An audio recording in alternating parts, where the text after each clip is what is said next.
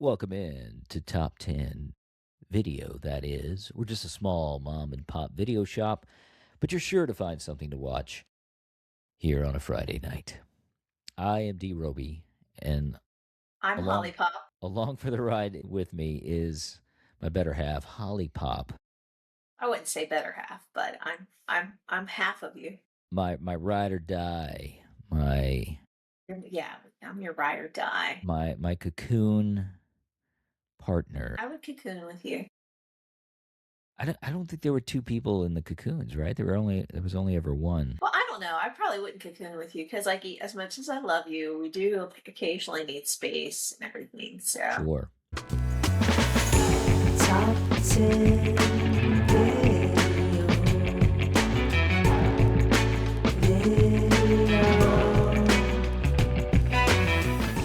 In case you haven't figured it out yet, today's film that we're going to be talking about is the 1985 movie directed by Opie himself, Ron Howard, Cocoon, starring a plethora of elderly, wise, wise actors and actresses I from, don't know if they're wise. I mean, yeah, we don't know how wise they are, but they are elderly, and as a general rule, you're supposed to gain wisdom as you get older, correct? that is true. I feel like I've gained wisdom as I've gotten Sure, older, but then absolutely. again, that could be unwise in and of itself by assuming I'm wise. All right, let's talk about our Cocoon backstories here. When did we first watch Cocoon? No, let's see here. I know I was living in St. Augustine, Florida, so it had to have been like between second and third grade when I watched Okay. Cocoon. And that's the first movie to ever make me cry, like boo-hoo cry. Like I couldn't stop. Just bawling. I was just bawling. Yeah. Just bawling. Okay, so seventh and eighth grade. How old are you in seventh and eighth grade? No, That's I wasn't second or third grade. second or third grade. Okay, so you're like Uh-huh. 7 or 8. Yeah. So you probably saw it right when it came out on home video. I guess so. I it Because, was it was on it was probably on HBO or something. oh, okay. Because I'm trying to figure out, I know I saw it on VHS, but my parents were very strict about what we could watch when I was very young. So it came out in theaters in 85, which means it was probably on VHS in 86 ish. I don't think I saw Yeah. it then. I think I probably saw it 89, 90, much later. I think I was like maybe 86, 87. Whenever it first came out on HBO. But then Right. again, it might not have come out then. I don't know. No, because HBO was usually a year after the home video. So you had home video a year after theatrical, and then you'd have HBO after that. So I don't know. I just remember watching it. I know my parents used to rent the movies. They'd rent one for themselves and they'd rent one for us. Most of our stuff was G. The stuff for them was anything from PG to R. And I distinctly remember them watching it the night before, and then the next day them asking us, "Do you guys want to watch Cocoon? We think you can watch this. There's only a couple of scenes where you'll have to close your eyes," which is crazy because this was a PG film back in '85. There is some nudity though. There is an ass shot. I don't think I saw that when I was a kid. I think had to close my eyes. Are you talking about when the lady was undressing and Steve Gutenberg was peeking at No, her? I'm talking about when she walked into the pool butt ass naked and you actually see her ass because you don't really see anything when he's doing the peeping tom bit. I like how he basically is talking to himself in the belly of the ship, like, "Oh, this is what I've resorted to. I'm a peeping tom now," and then he proceeds to be a peeping tom. Yeah. But yeah, I remember. I think I got emotional as well for this film. But funnily enough, I don't think. What made you cry the first time you saw it? What made me cry was the scene where was his name Bernie, and he Bernie. takes Rose to the Yes. pool after she had already died, and Oh then all the yeah. source was gone from the pool. That just made me boohoo cry because he couldn't bring Rose back. You Right. know, because he was such a bitter old man, and He Rose was. seemed to be the only person that kind of made him happy. Yeah, she was the only good thing about him, honestly. Yeah. So I was going to say that this is one of those rare films in the 80s that did not have any sort of a hero villain dynamic. You know, there's really no villains in Cocoon. They're all just people, but some of the people are better than others. So, yeah, yeah. Bernie, if you had to say there was a villain in the movie, Bernie's probably it, but cuz he's the one that ruins it for everybody, honestly. And he's responsible for killing a couple of the our visitors from another planet. We're kind of just jumping into the deep end of the pool, as it were, here, but we should probably describe the basic premise of the film. So, wow, where do you start with All right. Cocoon? I've got some notes here to kind of keep us kind of on track. So there's aliens. This movie does not shy away from the fact that there are aliens. It takes a while before it shows them to us, but once it does, you straight up see the aliens here. There's no, hiding behind the wall. Ooh, what are we? Where we? Not quite sure what we're looking at here. And they don't introduce them right away. Like it starts, okay, so it starts off like in an old person home. And I like how, like, when they open the trunk, they all went together to the grocery store. They open the trunk, you see X-Lax, all brand. You got hair Yes, curlers, like all the stuff that you would expect old people to get at the grocery store. absolutely. So it starts there. But um, the alien people, you don't really realize they're aliens until Steve Gutenberg realizes it. Is that correct? Yeah. Well, no, you kind of know there's something off because when they introduce themselves to Steve Gutenberg, he's Who's Jack in that movie, by the Jack. way? He is Jack. He is the boat captain. He basically has charters. This whole story takes place in Florida, by the way. I feel like we're Which is where I lived at the time that the movie came that you out. saw the movie, so maybe that is even why you I were was living in St. Augustine. I loved pools. Like I was always looking for a place to swim because I was always wanting to swim. right. Like I would find a friend that had a pool and I would swim at their house. I had a friend whose mom cleaned condos and she would take us with her to the condos and we would swim while she cleaned the condos. I would go swimming in the Matanzas River, like just Okay. finding places to swim. So like I could understand what these old guys were feeling because I wanted to Because swim. that was the same feeling that you felt when you got in the water. You felt rejuvenated. You felt like this is where like maybe you should have been a fish. Yeah, I loved swimming. I love the water. I I just went to the water park and I still had a great time because I love swimming and I love the water. Yes. Uh, that's great. I always enjoyed swimming as well. Not so much anymore. I'm not a big swimming person now, but we had a pool for periods of my life growing up, and I always enjoyed it. But I just kind of got over it, and I just never have the desire to go swimming anymore. But it's weird.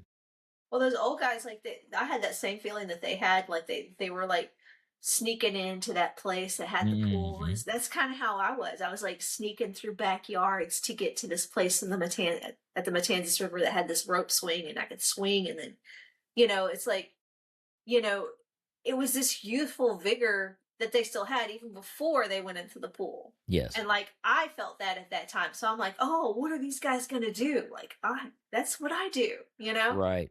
Yeah. Yeah, no, it's a great feeling, and I probably could get back into it if I actually did it again. But it's been so many years since I've swam, and I don't really miss it. But I think if I did it, I probably would be yeah, this was it. We should probably mention some of the great older actors who are in this Absolutely. film, who weren't as old as they necessarily appeared to be in this film. Don Amici playing Art. He's sort of the one that has the biggest character arc, I guess. No, I'm sorry. He does not have the biggest character arc. That would belong to Hume Cronin, who plays Joe. He has the biggest character arc. Don Amici is sort of the playboy, He's a free spirit. yeah, the freer spirit of the guys who actually does by the end of the film settle down and get married. But you get the idea that he was sort of a philanderer, sort of um, Playboy, a playboy, yeah, for lack of a better word. That's Don Amici. Wilford Brimley plays Ben. and he is the most grounded, I think, of the three guys. He just feels like an old guy Grandpa. He's got that a you know. grandson, you Yes, know. He yes, enjoys spending time with his grandson. He actually reminds me of my dad when he got older. Like he just yeah. loves spending time with his grandkids, you know? And I'm sure everyone's familiar with the memes about Wilford Brimley of comparing his age that he was when they shot Cocoon to Tom Cruise's age, or basically anyone when they turn 49 or 50, because that's how old he was when he was cast for this movie. He was 49 years Oh my old. God. And we're going to be turning 40. I'm turning 49 this year, and you're turning You're 49 next year. but here's the thing that everybody forgets about that fact. He did not have white hair at the age of 49. They colored his hair. They bleached it basically, and you can kind of tell in some of the scenes his hair looks like it's not quite a natural old man color, old man's hair color. And I've examined this closely, but I was looking at his hair in the movie because I was looking at his face and I was like, okay, he's a year older than me right now because I do have white hair in my beard. But if I completely dyed all of it white, if I bleached it white, would I look older? Probably so. If I bleached my eyebrows, would I look older? Probably so. They also added like liver spots on his face to make him look older, and on the top of his dome, his bald head. And that's another thing that ages a man is when he loses his hair. You can be 30 years old, and if you go bald, you're going to look It 40. ages women too, because their hair gets thin as they get older too, you Sure. know? Yeah. So, But yeah, I feel like if you look at the activities that they do, he does the most. Like he does the sitting on the diving board. He like drops to his butt and then jumps off. None of the other older guys do anything like that. Although Hume Cronin does do a flip off of the diving board, which is pretty impressive. well, I wonder if they had stunt guys I with know. some of I think for the most of the us pool stuff, I think they did themselves. the The one breakdancing the scene. one obvious stunt guy sequence was when Don Amici goes to the dance floor, and this is peak 85. We've got the breakdancing craze, and he just goes to town. He gets on the floor, he's spinning around, he's doing flips and It's shit. just funny seeing all these old people just walk into the club like Yes. You can like find me in the nothing, club. Yes. doing ballroom dancing at No, first. that actually fit. I thought that was something they probably did anyway. They just didn't quite dance with as much energy. And it was kind of interesting to me how long it took. So the whole idea of this is that these guys would sneak into this community pool that was, or it wasn't a It community wasn't. pool, It was like this old house that was abandoned. but it had an amazing, well kept up swimming pool in the I get back. well. They said they had a pool guy, but the people that moved in were like, "No, we don't want that," because they didn't want their cocoons to be found. Right. Anyway, they sneak into the swimming pool just for shits and giggles. So they gives them something to do. They exercise in the pool, and then this ends up being where the cocoons that Steve Gutenberg is helping the aliens to retrieve under the ocean. This is where they store them. But I didn't quite understand at the end when they were just like, "Well, we're just gonna put it back in the ocean." I'm like, "Okay, well, wait." Well, I think that because Atlantis was down there, so maybe there's still power in Atlantis to keep them alive because they had that machine or something. I don't That, know. I don't because I feel like if we think about it too much, the movie won't make any sense. Because I didn't quite get it. Okay, why did they bring them from the ocean to the pool if that's not where the ship was coming? Did they have to like achieve a certain temperature and then eventually they would hatch and they'd be fine? Because why couldn't the spaceship at the end just retrieve all the cocoons? that's a good question. And wouldn't the chlorine affect everything? Because there's not Well, chlorine in the I think they ocean. said they removed the chlorine from the pool. So why are you swimming in an unchlorinated pool? That sounds gross. Well, it doesn't matter. It's got magical alien powers in it that makes them feel like young kids. Yeah, that's true. That's my favorite part of the movie, honestly, is when the older individuals start to feel the effects of whatever is the cocoons are emanating or whatever they Yeah, put the in the first water. sign is they all get boners. Yes. Yes. Again, for a PG movie back then, pretty adult conversation. Hey, he's a bunch of guys in their 60s and 70s, and they've all got hard-ons. But then that's the immediate thing. Like, I guess that's how we deem vitality is through Yes. sexuality. So, Sure. like, that's the first sign. It's the first sign. It's working. It You was know, like it it's was like like the before. Viagra, just the pool Yeah. full of Viagra. Yeah. It just absorbs through your skin. It absorbs it into their skin. Yeah, I enjoyed it. It was a fun time. The middle of the movie drags a little bit. They kind of take their time getting to the point, and it almost seemed like the ending of the film is just sort of tacked on with the whole idea of like, hey, by the way, do you want to come with us? And then there's this whole other dramatic thing where Wilford Brimley has to say goodbye to his grandson, but for some reason doesn't feel the need to say goodbye to his daughter. I know. Screw her. Never had a Well, great relationship with her anyway. I wanted a boy. I feel like though, like grandparents that get close to their grandchildren end up getting closer to their grandchildren than they do their children. Like my Possibly. dad, I think, was closer to Will than me. So Yeah, that's a possibility. And maybe it's because the time period, late 60s, early 70s, when the daughter was young, he was working a lot. And you know what I'm saying? Like maybe he was a bit of an absentee father where he wasn't involved in her life. And so he doesn't have that relationship with her that he has with the grandson. And again, maybe he wanted a boy and, he didn't get one. So, but yeah, there are a few plot lines that I feel get a little bit short shrift because there's this whole storyline between Hume Cronin and his real life wife, Jessica Tandy, where they're together, but he's clearly been a bit of a philanderer. They kind of hint at it. And then once he gets the vitality back, he straight up just goes pick up some woman. Yeah, he goes pick up some woman at a department store when she's leaving, which was very strange to me. But and she just went with him. Yeah, just like, okay, cool. Yeah. Old man hanging out outside the K&B, and we're just going to go home and whatever.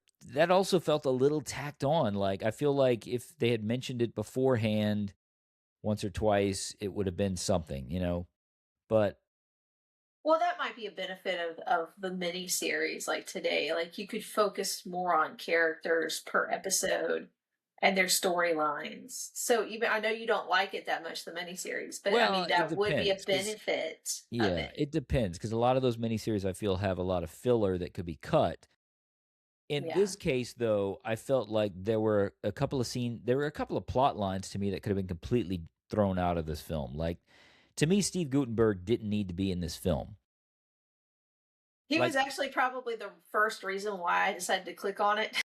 Yes, maybe. But here's the thing. Well, yeah, because I feel like he's thrown in there because they didn't think a movie with a bunch of old people could get the audience, And so they're like, well, we got to have the guy from Police Academy. We got to get a popular younger actor in this movie. Because, they try to do a little bit of a relationship between him and the alien girl. Yeah. What is her name? Where's she at? Is it Tawny Welch? Kitty? Is that her? I'm looking at these actors. Oh, we forgot to mention that Clint Howard, Ron Howard's brother, is in this movie. Of course, yeah. As an orderly at the old retirement home. He gets the shit beat out of him by a bunch of old men. They all attack him. And also Ron Howard's father shows up. Rance Howard shows up as the police inspector who has a whole lot of yelling to do at the end of the film, hanging off the edge of a boat. That was Ron Howard's dad. That was his dad, Rance Howard, yes. I liked the movie. I think I liked it more when I was a kid, ironically.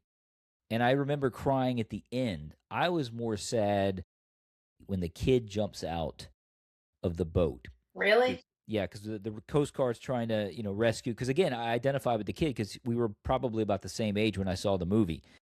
And so he was my North Star in this film because I didn't relate really to any of the other characters.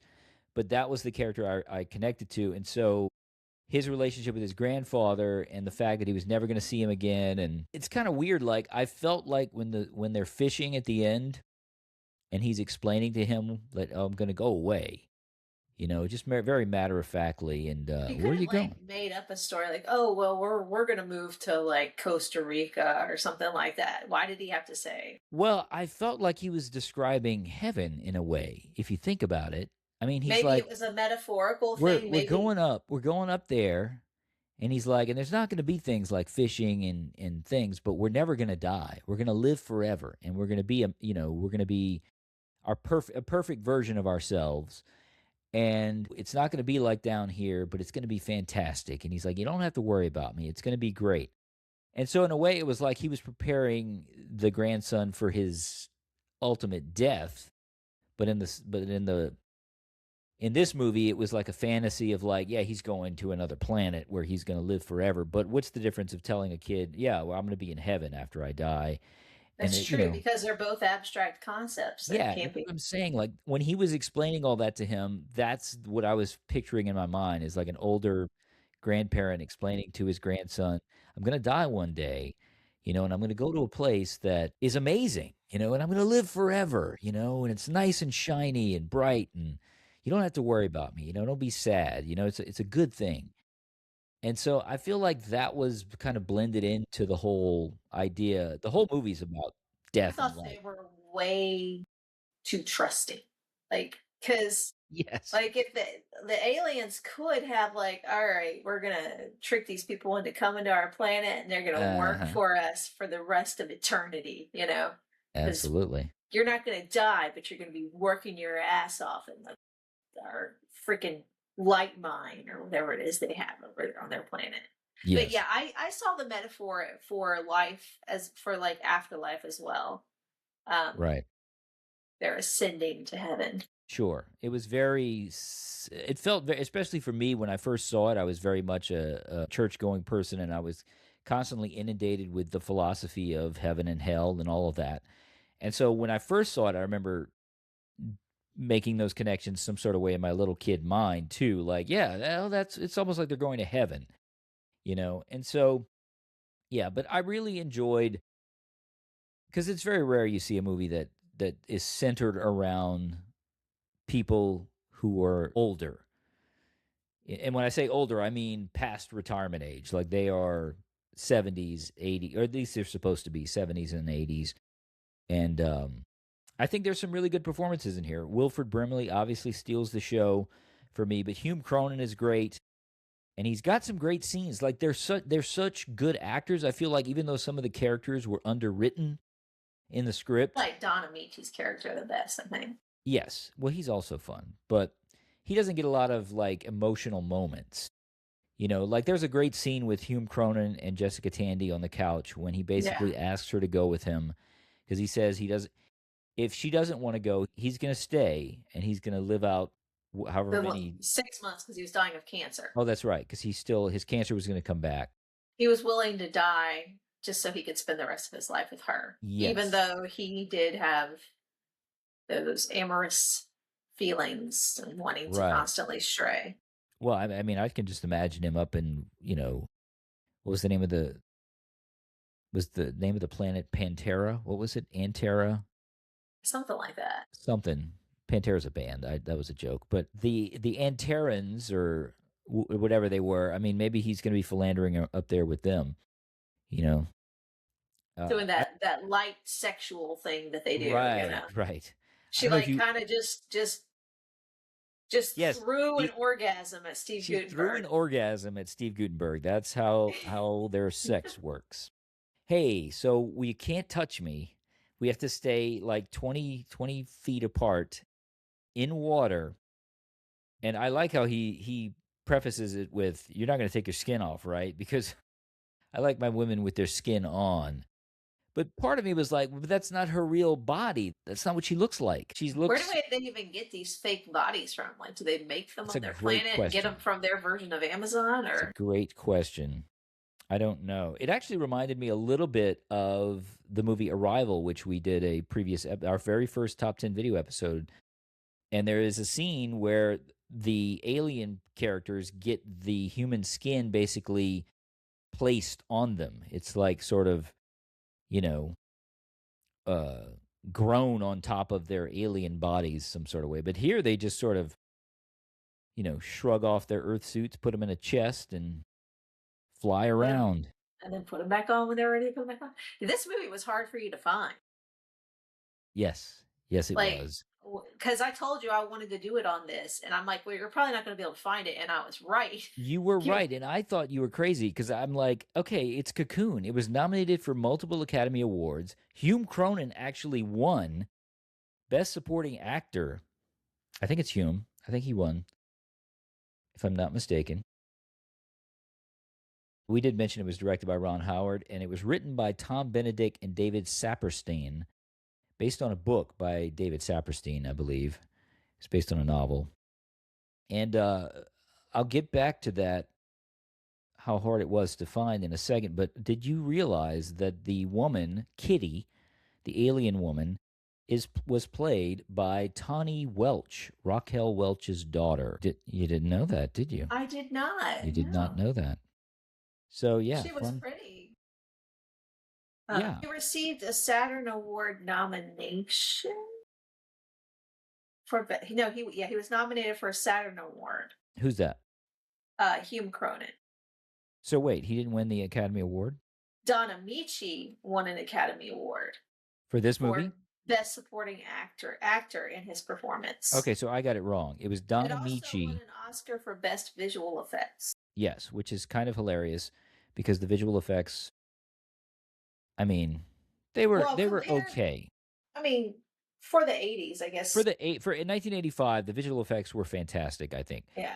But to me, they still don't come close to Close Encounters, which also won an Academy Award for visual effects. But the for whatever reason, in Close Encounters, I bought everything, and in here there were a couple of wonky shots where it was a little weird. But at the end when the boat is getting raised up into the ship, and it's very obvious blue screen back then.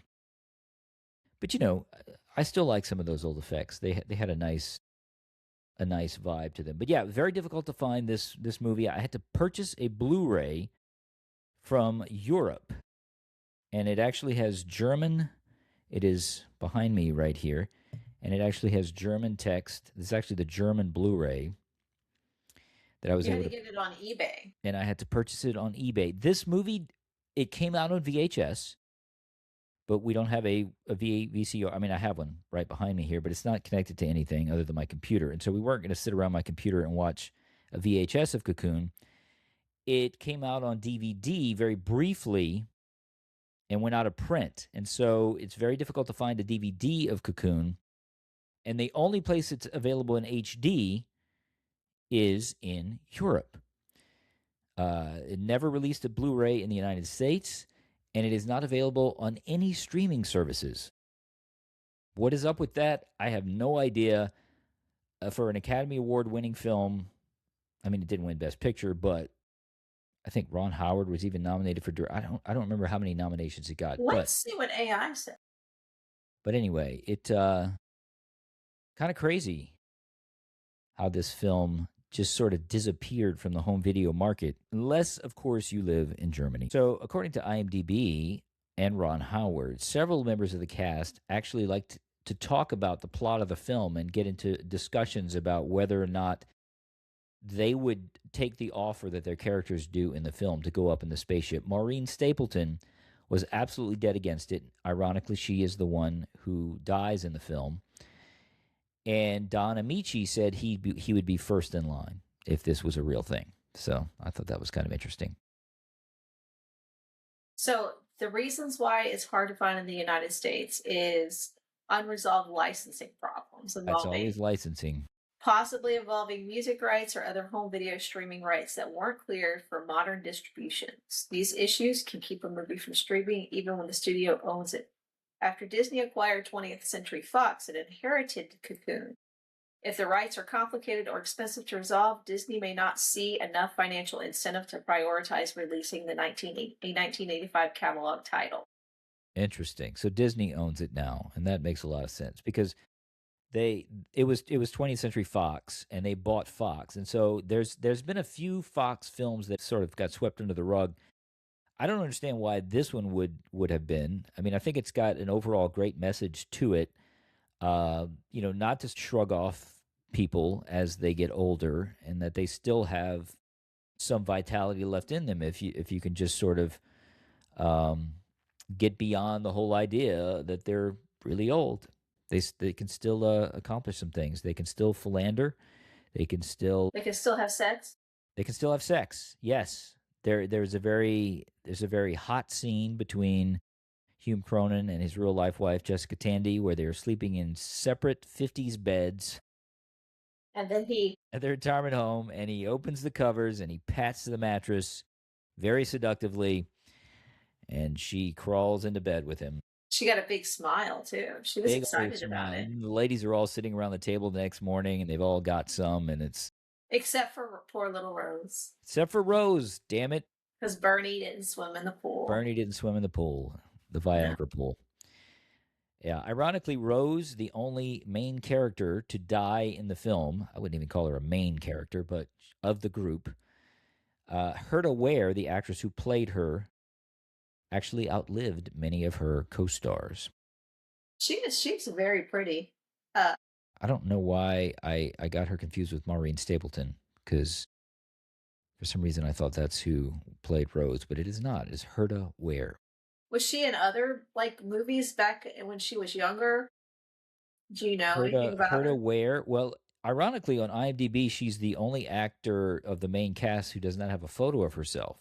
Like, there's no photo of her. But she was born in 1917 and did not pass away until 2005. So she was 88 years old. So she outlived a lot of the rest of the cast, ironically. So, but she played the old lady in Practical Magic. She played the old lady in Cruel Intentions. She played a lot of old ladies. She played the old lady in Species. So she played a lot of older characters. I'm looking to see if she did anything when she was much younger. Looks like she was in ER. I'm going all the way down, all the way down. It looks like she didn't start acting until 1974, and she was playing a lot of mothers. So I feel like she came to acting late, considering she was born in 1917.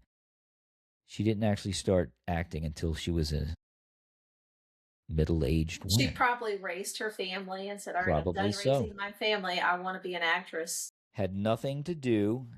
Yeah, it's kind of crazy. She was an older lady when she started acting, 1974. Her first credit here. Mother of the I just thought Bride. she was. I'm like, wow, she's a really beautiful old woman, like an older woman. She was beautiful. What else can we say about Cocoon? James Horner's score in this movie is okay, but it's not particularly memorable to me. I didn't remember the theme of this movie or anything. It's nice. It hits the right notes, but it's not one of those like Braveheart we just watched a few weeks ago. I can hum all of the melodies of that score in my sleep. And this movie, it's a nice score, but it's nothing that I'm gonna go out and purchase because I probably can't find it. But yeah, I enjoyed it on this rewatch. Again, the middle sagged a little bit for me. It picked up again at the ending, which I also felt was a little tacked on. It's kind of an afterthought. The aliens, oh, by the way, you guys really seem to like this whole rejuvenation thing. You want to come to our planet? And sure, let's do that. And then there's this huge, climax scene. But I feel like the climax of the film, I know it would have been a much sadder,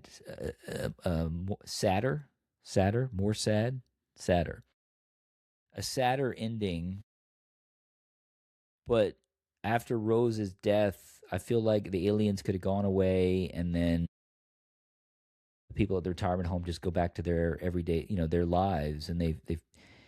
I feel like that would have been a little bit more, I don't know, grounded with the movie. It had to have the big Spielbergian moment at the end, like Close Encounters and the giant spaceship and everything. I feel like that might have been a bridge too far. I don't know. I didn't. It was okay. What are your final thoughts on Cocoon? Well, I didn't think it would make me cry uh, Again, again, but I actually did.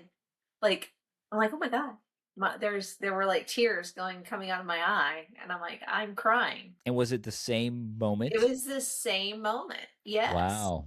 It's the same moment. Interesting. See, I got emotional during those scenes. I got the scene when Rose dies, when he goes to get her medication and then he comes back and then she's gone.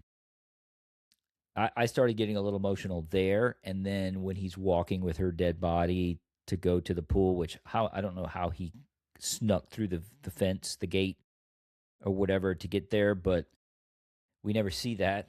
They're just Kind of automatic. like threw the He body just over the threw the fence body over the fence and then and then yeah. climbed it. Yeah.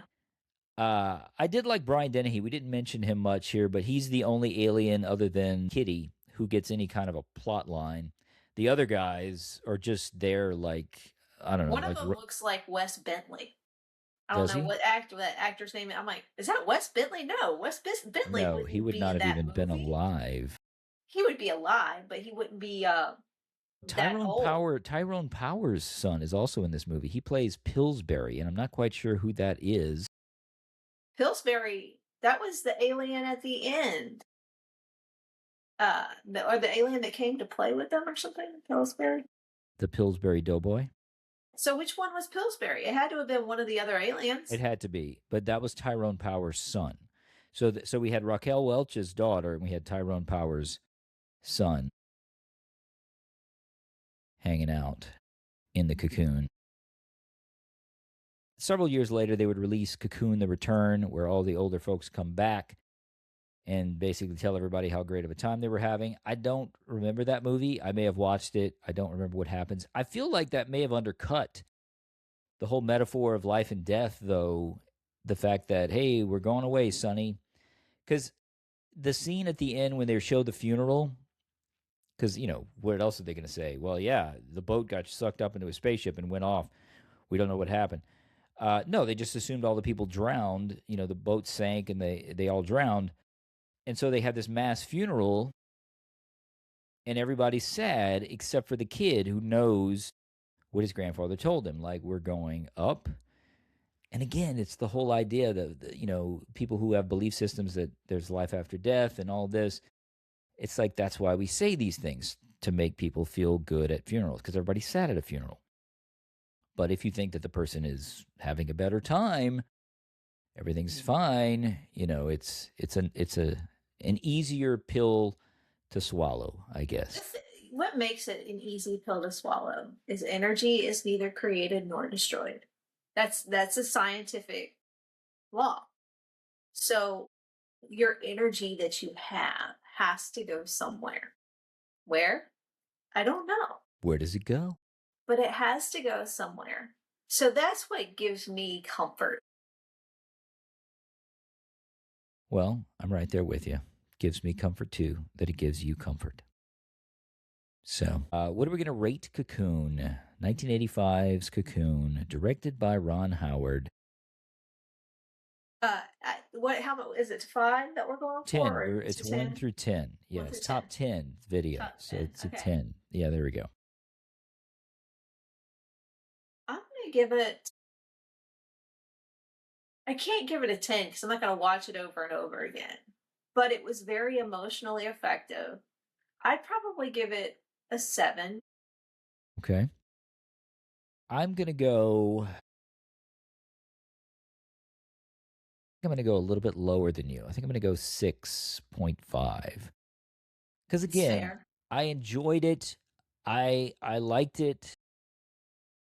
I've never, after I saw it that first time, I remember crying, and I never watched Cocoon again. That was it. It was never one of those movies that I wanted to revisit. And maybe it's because I was a young person, and the movie's primarily about a bunch of old people, and it's not one, it's like, yeah, I can't wait to see, Jessica Tandy at the pool again.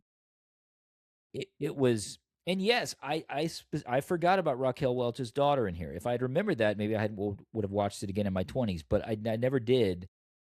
And I don't think I ever watched the sequel. Maybe I did if it played on TV or something. I might have watched it, but I can't I don't remember know the if I sequel. watched the sequel either. I can't remember the sequel at all. But I know almost the entire cast came back for the sequel, but Ron Howard did not direct it. He was not involved, and I don't think it was considered as good of a movie. But an above average film. Am I going to watch it again? probably not. It's two and done for me with Cocoon. But kudos to everyone who was involved in the project back in the '80s. I think it's a great idea for a film.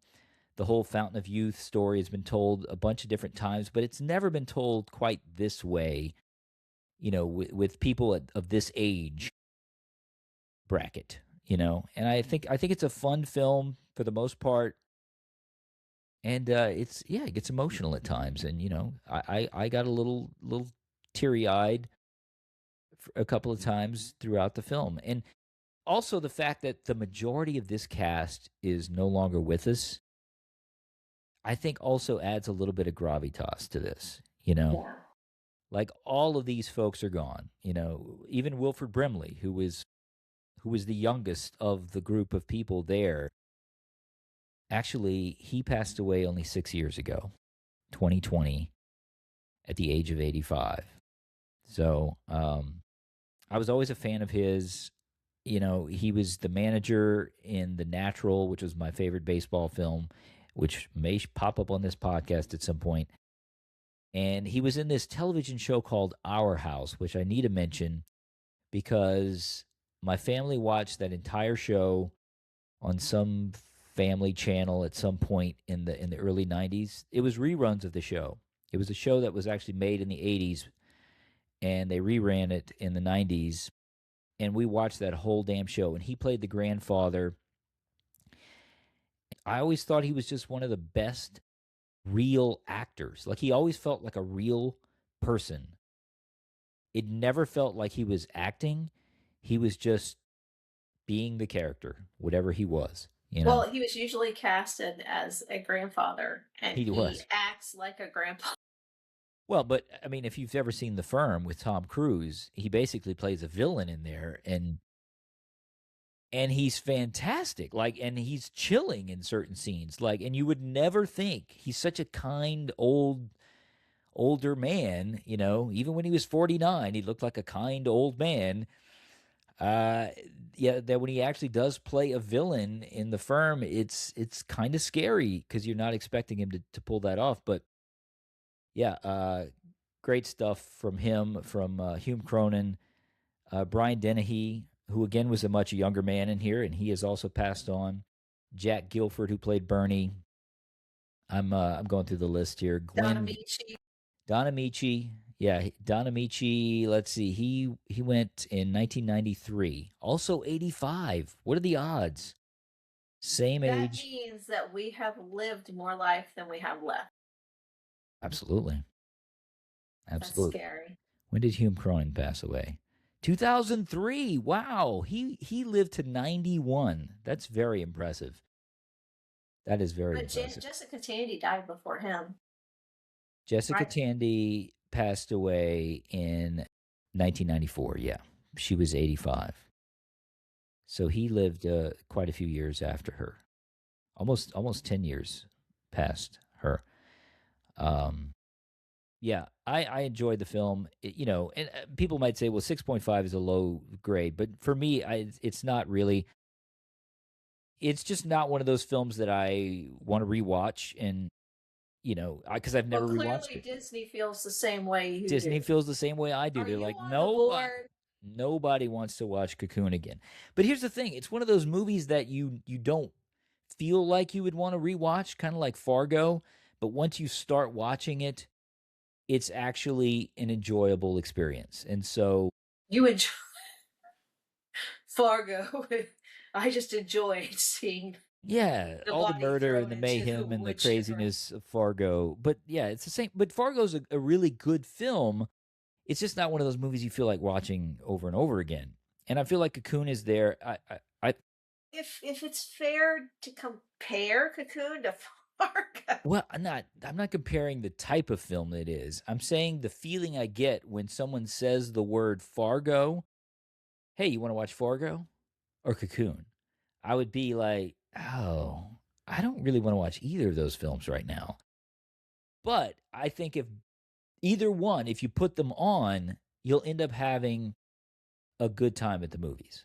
One makes you feel nice and warm inside, and it makes you sort of contemplate life, and the other one makes you contemplate how insane people are, you know. But both of them, I think, are enjoyable films. You know, it's just I just never feel like I'm never gonna say let's watch Cocoon.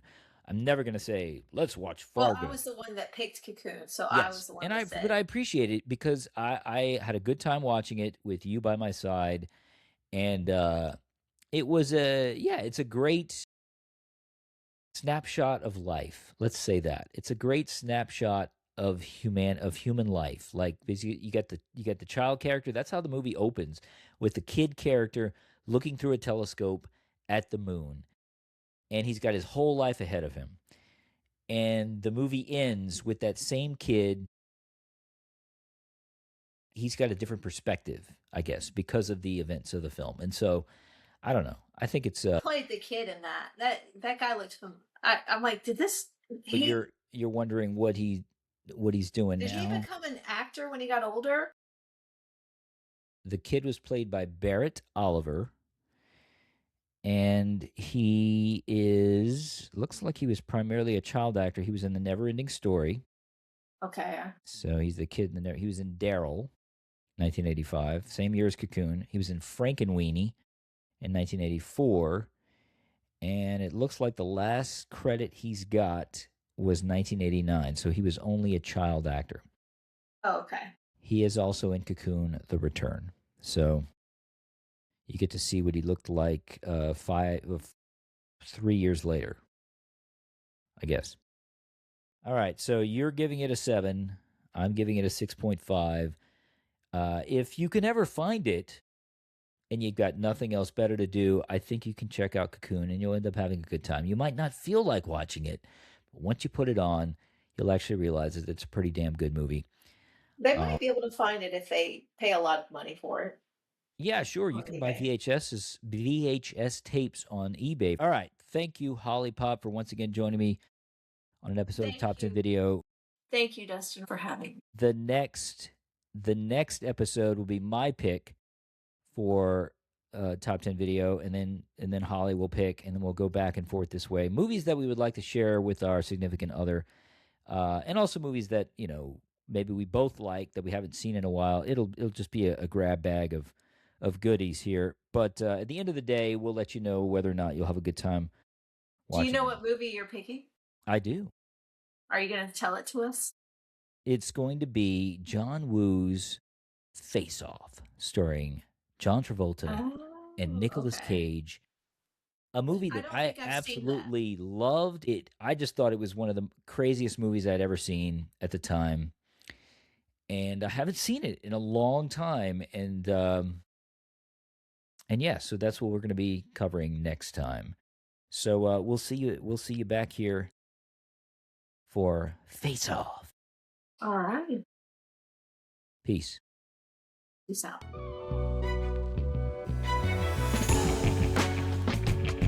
The Top 10 Video podcast is produced by D. Robi and is a part of the Introverse Podcast Network.